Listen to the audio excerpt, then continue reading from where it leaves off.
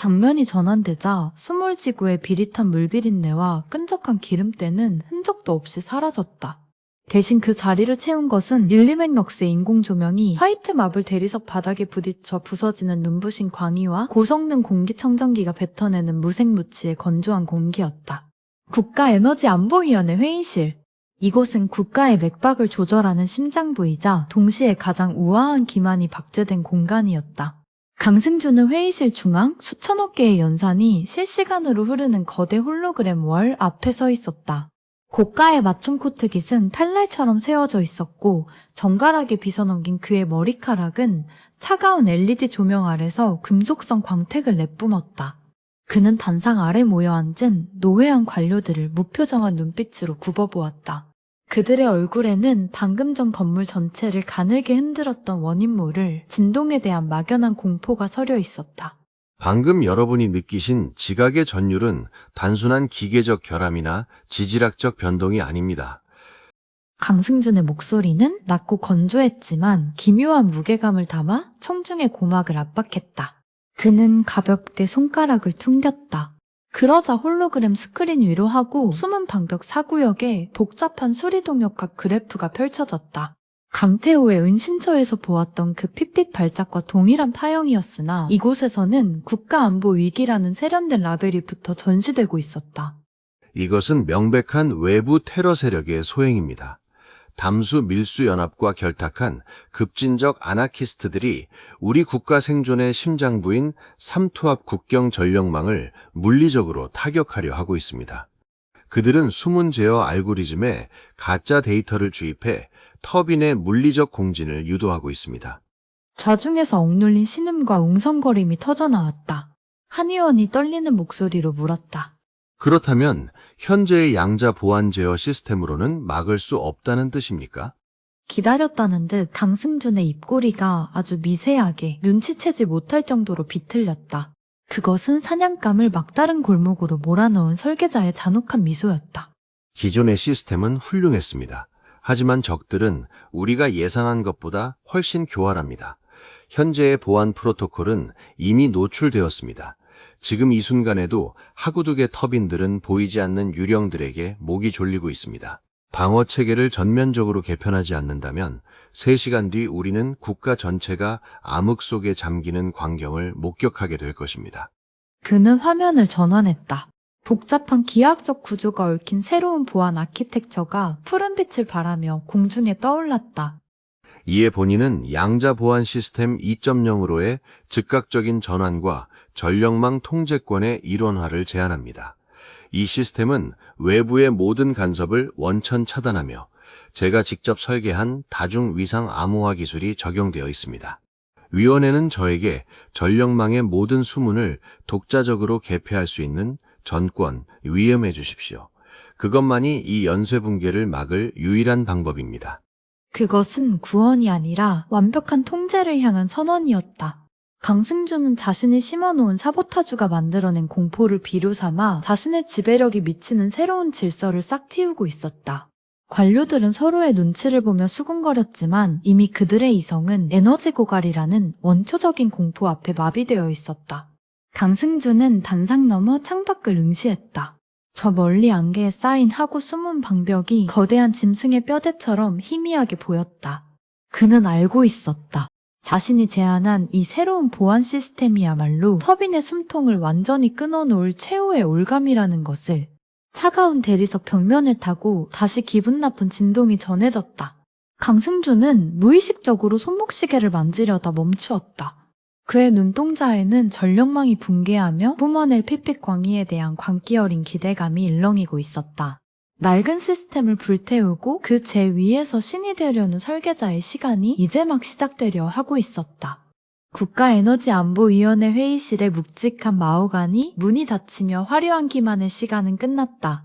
강승준은 곧바로 건물의 지하 깊숙한 곳에 자리한 삼투압 국경 전력망 중앙제어실로 조용히 발걸음을 옮겼다. 수천 개의 데이터가 폭포수처럼 흘러내리는 거대한 지하 벙커. 이곳은 국가 생존의 맥박을 실시간으로 감시하는 통제실이었지만 정작 그 공기를 지배하는 것은 대형 냉각팬들의 일정한 허밍음 속에 도사린 보이지 않는 기계적 긴장감이었다. 방음유리 너머의 상층부 VIP 관람구역에선 강승준은 무표정한 얼굴로 아래층의 메인 콘솔 구역을 내려다보았다.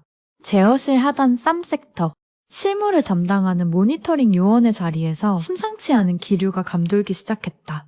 반투막 양단 압력 수치 이상합니다. 4구역 염도 밀도가 초당 15%씩 급증하고 있습니다. 젊은 오퍼레이터의 다급한 목소리가 통제실의 건조한 백색 소음을 날카롭게 찢었다. 그의 손가락이 아날로그 심층 센서망의 로우 데이터가 쏟아지는 서브 모니터를 신경질적으로 두드렸다. 검은 화면 위를 흐르는 붉은 숫자들은 발작하는 심전도처럼 요동치고 있었다. 4호 터빈의 물리적 공진이 허용 임계치를 넘었습니다. 당장 해수 유입 수문을 강제로 닫지 않으면 3투압 터빈이 역류하는 해수의 수압을 견디지 못하고 파열됩니다. 그러나 그의 절박한 보고에 커피 잔을 든 채 다가온 당직 책임자의 반응은 건태롭고 건조하기 짝이 없었다. 책임자는 짜증이 묻어나는 눈빛으로 오퍼레이터의 서브 모니터를 흘끗 보더니 이내 제어실 전면을 가득 채운 거대한 메인 홀로그램 패널을 턱짓으로 가리켰다. 무슨 소리야? 중앙 보안망 통계는 완벽한 녹색 그린이잖아. 수위 안정적, 염도 교차점 정상.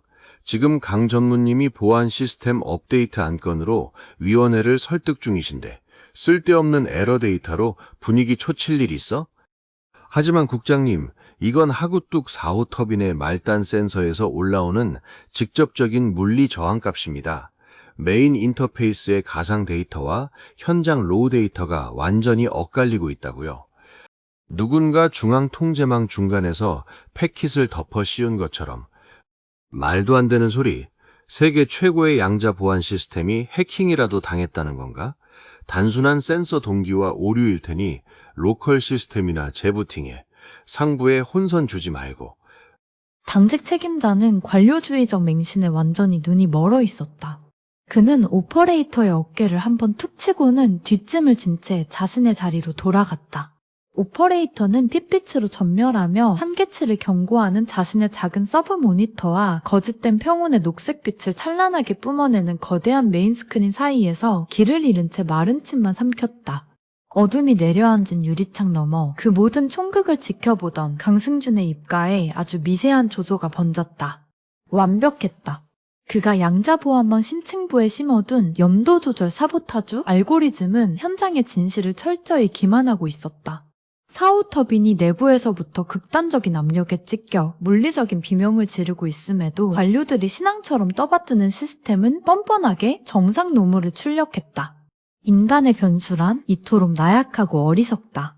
강태호 같은 낭만주의자들은 시스템 안에 인간의 통제 권한을 남겨두어야 한다고 핏대를 세웠지만 강승준은 인간이 가진 관료적 안일함과 권위에 대한 맹목적인 복종이야말로 가장 치명적인 버그임을 알고 있었다.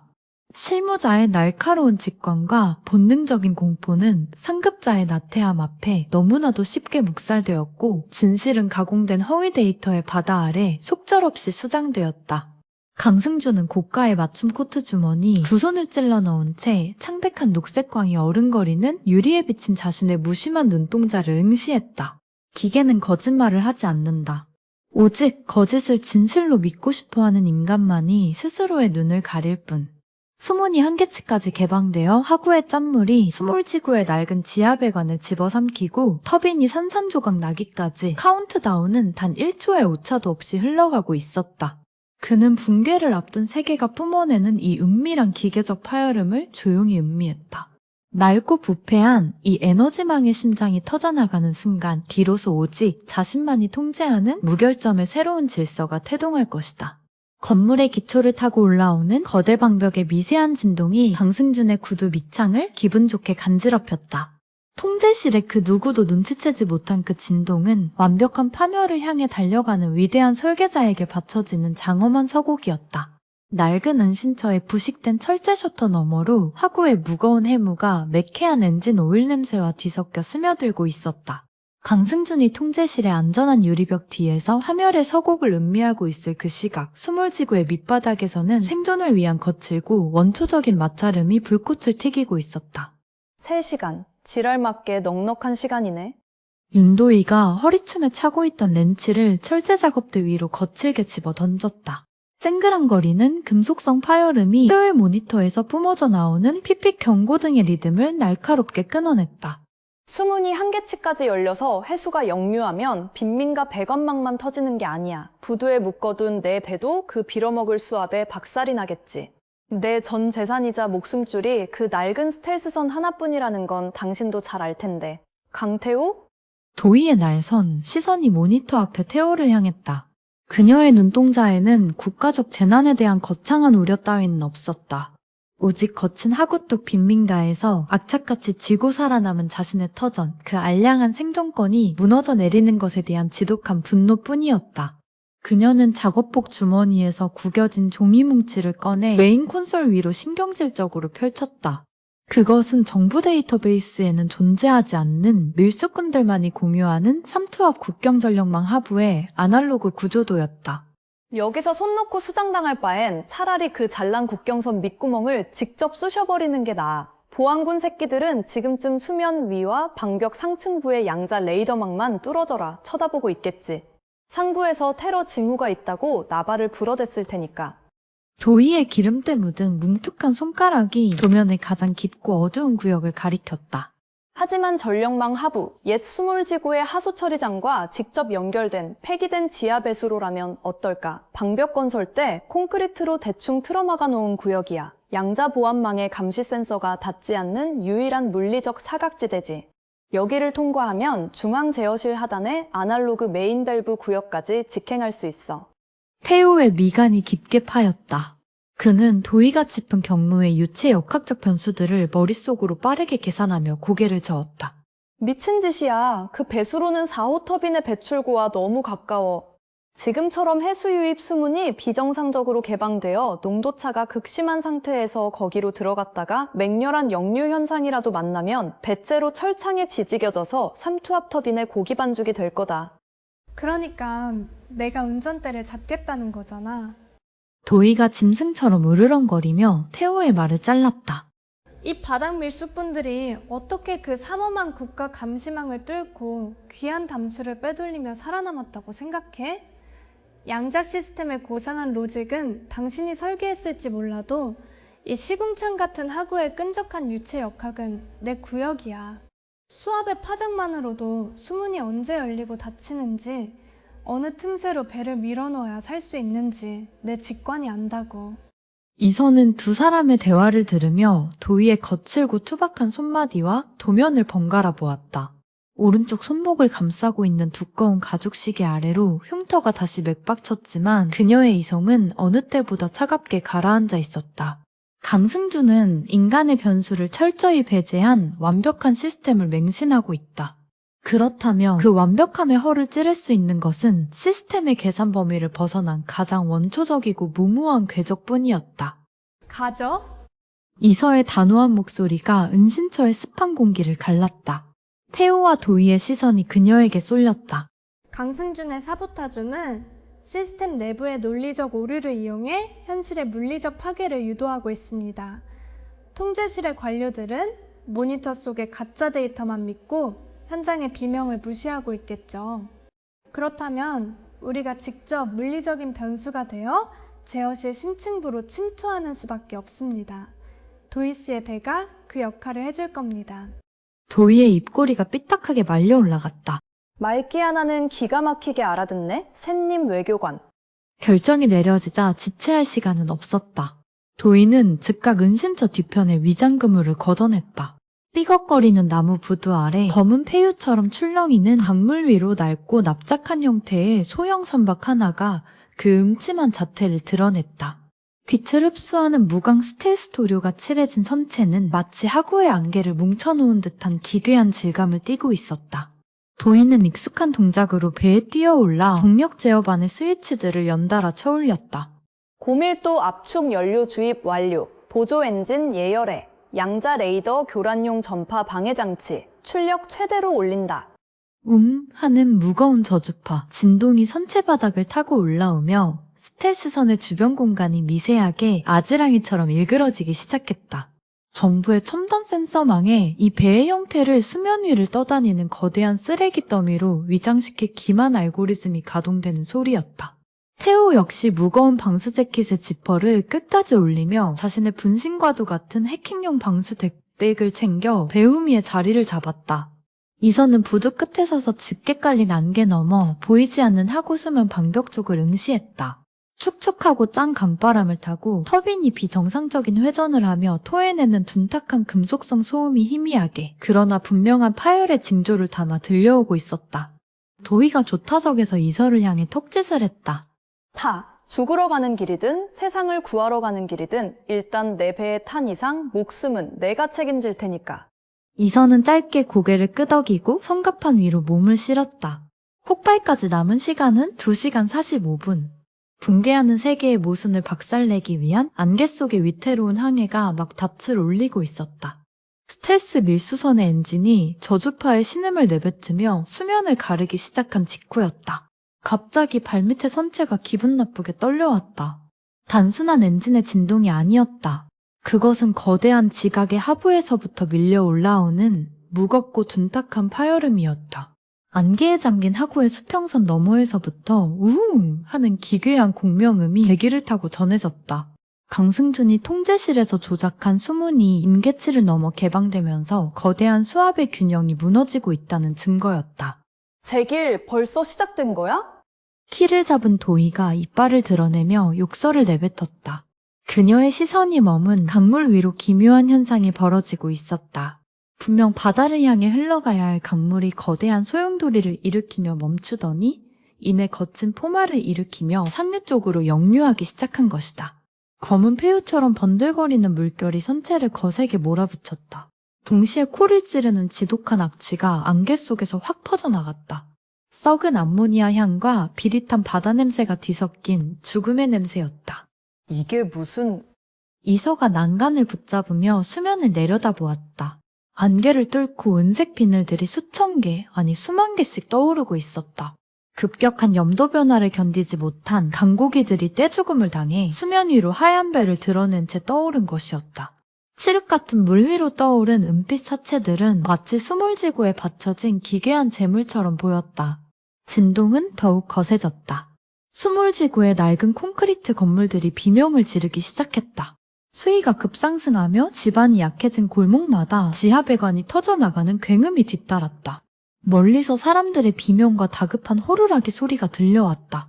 잠옷 차림으로 아이를 안고 지붕 위로 기어오르는 사람, 낡은 고무보트에 가재도구를 싣고 필사적으로 노를 젓는 난간 너머의 거주민들이 안개 속에서 잔상처럼 스쳐 지나갔다. 이서의 심장이 비정상적으로 빠르게 뛰기 시작했다. 오른쪽 손목의 가죽시계 아래 흉터가 불에 든 듯 화끈거렸다. 눈앞의 광경이 3년 전의 그날과 겹쳐졌다. 대청호에 댐이 무너지고 통제력을 잃은 물줄기가 마을을 집어삼키던 그 끔찍한 아비규환. 당시에도 지금처럼 고감도 염도 측정기는 날카로운 기계음을 토해냈고 이서는 그 소리가 무엇을 의미하는지 알고서도 상부의 명령에 복종하며 침묵했었다. 이서 씨, 정신 차려. 도희의 외침에 이서가 번쩍 눈을 떴다. 어느새 그녀의 손은 무의식적으로 이니어를 꽉 쥐고 있었다. 귓가에는 환청처럼 3년 전의 경고음이 맴돌고 있었지만 눈앞의 현실은 그보다 더 잔혹한 파멸을 예고하고 있었다. 이건 시작일 뿐이에요. 이서의 목소리가 떨렸지만 눈빛만은 차갑게 타올랐다. 그녀는 역류하는 검은 물결과 그 위를 뒤덮은 물고기 사체들을 응시하며 말을 이었다. 강승준은 이 사람들을 인간으로 보지 않아요. 그저 시스템 재설계를 위해 폐기되어야 할 부품 정도로 생각하고 있죠. 3년 전 대청호에서도 그랬어요.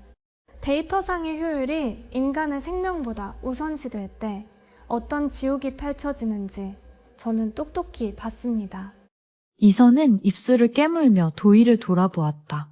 이번에는 절대로 그냥 보고만 있지 않을 겁니다. 도희 씨, 배속도를 높여주세요. 수압이 더 높아져서 지하 배수로가 완전히 봉쇄되기 전에 안으로 들어가야 합니다. 도희는 대답 대신 가속 레버를 끝까지 밀어넣었다. 스텔스 밀수선의 선미가 요동치는 역류를 가르며 솟구쳤다.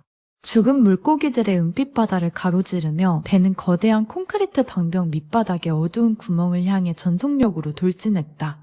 짙은 회색 안개가 그들을 삼켰고 이서의 귓가에는 이제 환청이 아닌 현실의 경고음, 터빈이 파괴되기 직전에 내뱉는 금속성 비명이 선명하게 박히기 시작했다. 고막을 찢는 굉음 이전에 세상의 뼈대가 어긋나는 듯한 저주파의 진동이 먼저 선체를 강타했다. 그것은 단순한 소리가 아니었다. 강철이 뒤틀리고 콘크리트가 파열되고 수십만 톤의 해수가 터빈 블레이드를 산산조각내며 토해내는 물리적인 절규였다. 배 밑바닥에서부터 척추를 타고 올라오는 충격파의 한이선은 순간적으로 갑판 위에 무릎을 꿇었다. 씨발. 윤도희의 짧은 외마디와 함께 스텔스선이 폭주하는 파도 위에서 미친 듯이 날뛰었다. 안개 속 그들이 막 빠져나온 하구똑 4호 터빈 구역에서 거대한 화염이 버섯구름처럼 피어올랐다. 오렌지색 불길은 짙은 회색의 해물을 밀어내며 밤하늘을 기괴하게 물들였다. 거대한 짐승의 단말마 같은 폭발음이 뒤늦게 시차를 두고 다시 대기를 찢었다. 감태호의 방수덱에서 날카로운 경고음이 울렸다. 그의 핏기 가신 얼굴이 모니터의 붉은 빛을 받아 섬뜩하게 빛났다. 4호기 신호 안전소실 국가 전력망 15% 즉각 차단. 도미노가 시작됐어. 그의 말이 끝나기가 무섭게 이변은 도시의 심장부에서 가시적으로 나타났다. 수평선 너머로 펼쳐진 도시의 실루엣을 수놓던 무수한 불빛들이 마치 누군가 거대한 스위치를 내리듯 한 구역씩 암전되기 시작했다.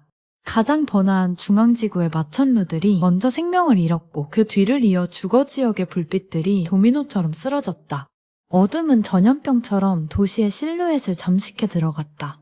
불과 10초 만에 수백만의 인구가 빛을 잃고 칠흑 같은 암흑 속에 갇혔다. 정적은 짧았다. 도시 전체에서 사이렌 소리가 일제히 울부짖기 시작했다.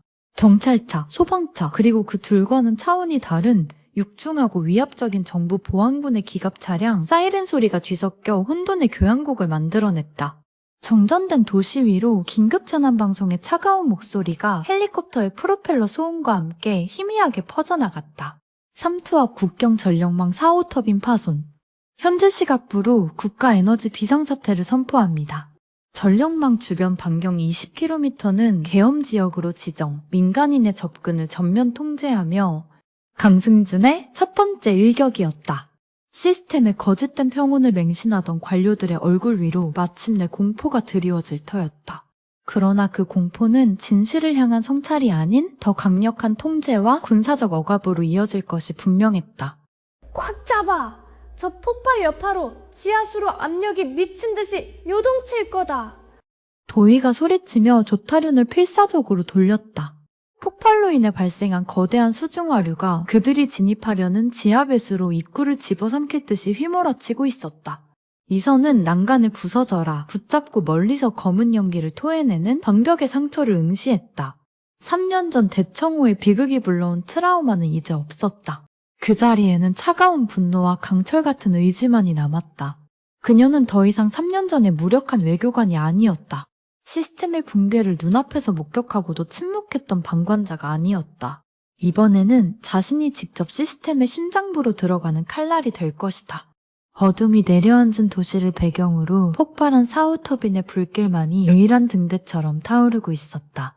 그 붉은 빛이 일렁이는 거친 물살 위, 스텔스 밀수선은 격렬하게 요동치는 파도에 맞서 간신히 균형을 잡고 있었다.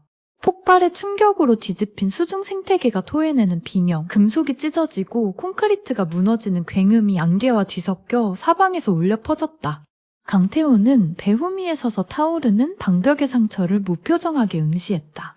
그의 낡은 방수 재킷 주머니에서 반쯤 비어있던 위스키 플라스크가 툭 하고 바닥에 떨어졌다. 대굴대굴 구르던 금속병이 발치에 멈추자 그는 잠시 그것을 내려다보았다. 희미한 불빛에 반사된 자신의 일그러진 얼굴. 세상에 대한 환멸과 자기 혐오로 점철된 도망자의 초상이었다. 그는 더 이상 피하지 않기로 했다. 태호는 플라스크를 발로 툭 차 거친 파도 속으로 던져버렸다. 은색 포물선이 검은 물결 속으로 소리 없이 사라졌다. 알코올의 온기 대신 그는 자신의 방수덱을 열어 차가운 키보드 위에 손가락을 올렸다. 액정 화면에 떠오른 삼투압 국경 전력망의 소스 코드는 그가 과거에 써내려간 원죄의 기록이었다. 내가 만든 괴물이야. 태호가 짖씹듯 중얼거렸다. 그의 목소리는 프로펠러 소음과 파도 소리에 묻혔지만 바로 옆에선 한이서의 귓가에는 선명하게 박혔다. 그언니 내 손으로 숨통을 끊어줘야지. 이선은 그의 옆모습에서 더 이상 냉소적인 밀수꾼의 그림자를 찾아볼 수 없었다. 자신이 설계한 시스템의 심장을 꿰뚫기 위해 칼을 빼든 비장한 창조주의 얼굴이 있었다. 그녀는 천천히 오른쪽 손목에 두꺼운 가죽 시계를 풀었다. 3년 전의 흉터가 축축하고 짠 강바람에 고스란히 드러났다. 과거의 실패를 가리기 위한 족쇄를 스스로 벗어던진 것이다. 그녀는 더 이상 통역용 이니어를 만지작거리지 않았다. 저는 더 이상 시스템의 오류를 통역하는 외교관이 아닙니다. 이서의 목소리는 낮고 단단했다. 그녀의 시선은 태호의 모니터와 저 멀리 보이는 지하 배수로의 어두운 입구를 오갔다. 시스템이 내리는 사형 선고를 직접 집행하러 가는 현장 요원일 뿐입니다. 거창한 소리들 하고 있네. 조타석에서 윤도희의 고함이 터져나왔다. 그녀는 미친 듯이 날뛰는 조타륜을 온몸으로 부여잡고 있었다. 유언은 살아서 남기든가 해. 앞으로 5분 이 미친 와류를 뚫고 저 시궁창 구멍으로 배를 쳐박아야 하니까 둘 다 뭐라도 단단히 붙잡아. 도희의 외침이 신호였다. 스텔스 밀수선은 뱃머리를 돌려 거대한 콘크리트 방벽 밑바닥에 입을 벌리고 있는 지하 배수로를 향해 돌진했다. 폭발의 여파로 생긴 거대한 소용돌이가 그들을 집어삼킬 듯이 아가리를 벌렸다. 도시의 사이렌 소리와 계엄군의 확성기 소리가 점차 멀어졌다. 낡은 스텔스선이 마침내 어둠의 입구로 빨려 들어갔다. 안개 속에서 국가 시스템의 가장 깊고 어두운 혈관 속으로 사라지는 작은 배의 희미한 실루엣 위로 차가운 강바람이 흩뿌려졌다. 이제 그 누구의 구조도 그 어떤 외부의 도움도 기대할 수 없었다.